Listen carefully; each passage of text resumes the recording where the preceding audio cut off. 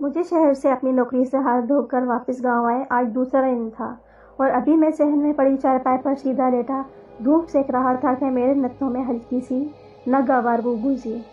وہ بو تیز نہیں مگر شدید ناگوار ضرور تھی جو مسلسل مجھے آ رہی تھی۔ میں نے کراہیے سے ناک سکیڑی۔ اماں، او اماں، یہ بدبو کیسی ہے؟ میں نے جھنجلا کر اٹھتے ہوئے اماں کو آواز دی اور برا سا منہ بنایا تھا۔ اماں کمرے سے بھاگی ہوئی آئی تھی۔ اماں کا ایک اکلوتا پتر پورے 3 سال بعد اپنی شکل دکھائے تو اس نے یہی کرنا تھا، یعنی ہاتھ کا چھالا بنائے ہوئے تھی اور میں بھی صحیح نخرے دکھا رہا تھا۔ البتہ ابا میری نوکری سے فراغت کی وجہ جانتے تھے، اس لیے وہ مجھ سے نالاں تھے اور جب سے میں گھر آیا تھا وہ گھر میں کم پائے جاتے تھے۔ خیر، اماں کو دیکھ کر میرے ماتھے پر بل ڈالے۔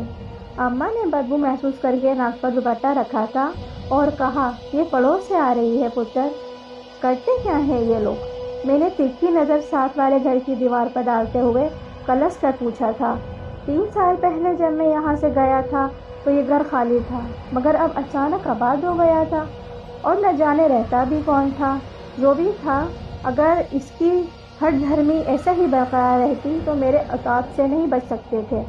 پتہ نہیں کیا کرتے ہیں اور کیا کر رہے ہیں، ان کو کوئی کچھ کہتا ہی نہیں کیا؟ میں نے گراں گزری بدبو سے بچنے کے لیے کمرے کو ہی اپنی بہترین پناہ گاہ سمجھا اور اٹھ کر کمرے کی طرف بڑھا۔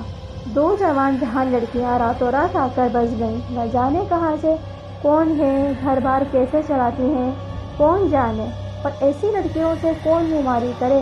پوچھ گچھ کرنے گئی تھی وہ نکڑ والی نائی سلمیٰ، مگر واپس آ کر کچھ بولنے سے پہلے ہی لقمہ مار گیا۔ اب بستر پر پڑی رہتی خود کو کوستی ضرور ہوگی کہ میں وہاں گئی کیوں۔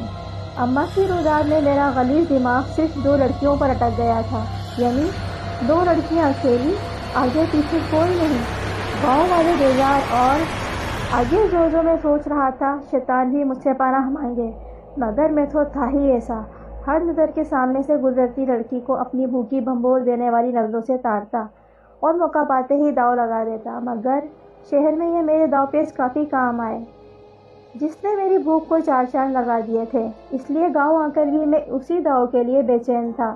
مگر یہ شہر نہیں تھا، گاؤں تھا، جہاں سب کی عزت سانجھی والا رواج تھا۔ مگر اب مجھے لگ رہا تھا کہ میری تمنا پوری ہو جائے گی۔ شام کو میں اپنے 2 دوستوں نوابی اور گلاب، جو گاؤں کے میرے ہی طرح کے نکمے اور نظر باز تھے، مگر ان کی نظر بازی سے صرف میں ہی واقف تھا، یا وہ لڑکیاں جن کو وہ تاڑتے تھے۔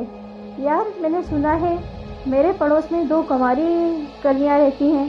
میرا اندازہ نہایت وہ پرانا تھا۔ ہاں، رہتی تو ہیں۔